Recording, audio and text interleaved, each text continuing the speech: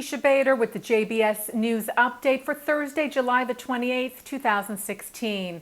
A ceremony marking 2 years since Israel's war with Gaza was observed on Tuesday. Israeli Prime Minister Benjamin Netanyahu spoke at the Mount Herzl Military Cemetery in Jerusalem, remembering those IDF soldiers who fell in Operation Protective Edge. Netanyahu was interrupted several times by some members of bereaved families demanding an inquiry into the 50-day conflict and the way the risk presented by terror group Hamas was handled. 66 IDF soldiers and 6 Israeli civilians died in the 2014 war. Netanyahu stressed to the crowd that he understood what those families were dealing with, referring to the loss of his own brother, Yoni, in the raid at Entebbe rescue mission in 1976. Netanyahu said that as a bereaved brother, he understood their pain. The prime minister said, "I know what loss and bereavement is. I did all I could not to expose our soldiers to unnecessary danger."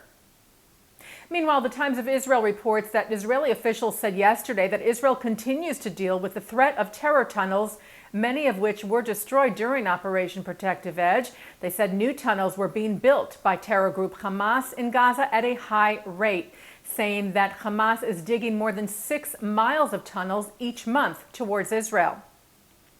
Some 34 terror tunnels were destroyed by the IDF in the Gaza war. And back in April and May of this year, Israel located and destroyed 2 newly built Hamas tunnels. Israel's Army radio reported that Netanyahu spoke today in the southern city of Sderot, that has been hard hit by rocket attacks from Gaza in the past, telling the community there that Operation Protective Edge created a long period of calm in the region and that every terrorist attempt to infiltrate into Israel since the conflict has failed. Israel's Channel 2 reported today that IDF special forces joined U.S. Marines last week for a joint military exercise in Israel. The exercise took place in the Negev Desert, according to the report, and was designed to, among other things, coordinate techniques for combating terrorism, especially the threat from the Islamic State. The military drills included simulated helicopter landings and close-range combat within urban environments. Dani Dayan will take on the role of Israel's Consul General in New York this coming Monday, August the 1st, representing Israel to the largest Jewish community outside of the country. Dayan was initially set to serve as Israel's ambassador to Brazil. However, following some controversy reportedly over his ties to the Jewish settlements, that appointment was changed. Dayan said that he always wanted to serve the post in New York. He told the Associated Press, "I want to be at the forefront of Israel's diplomacy, and the forefront of Israel's diplomacy is New York." Dayan will replace current Consul General Ido Aharoni, who has served in the role in New York City since February of 2011. Rock guitarist Carlos Santana will take the stage this Saturday in Tel Aviv's Yarkon Park.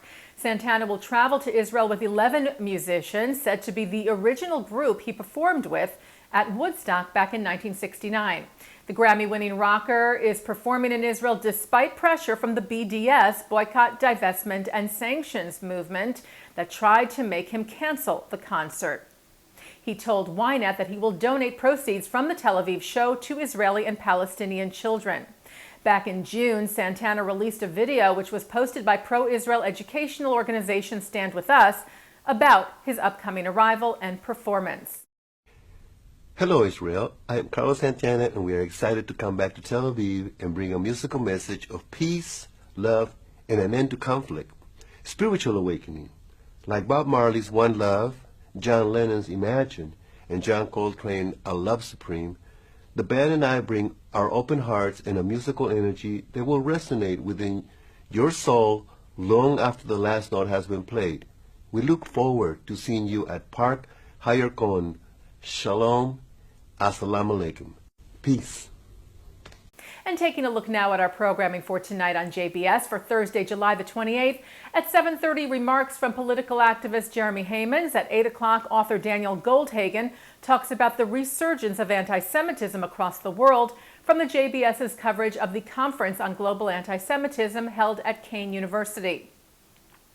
At 9 tonight, Mark Golub sits down with author Phyllis Goldstein on L'chaim to talk about her book, A Convenient Hatred, that looks at anti-Semitism across the ages. And at 10 tonight, Professor Ruth Wise talks about anti-Semitism today.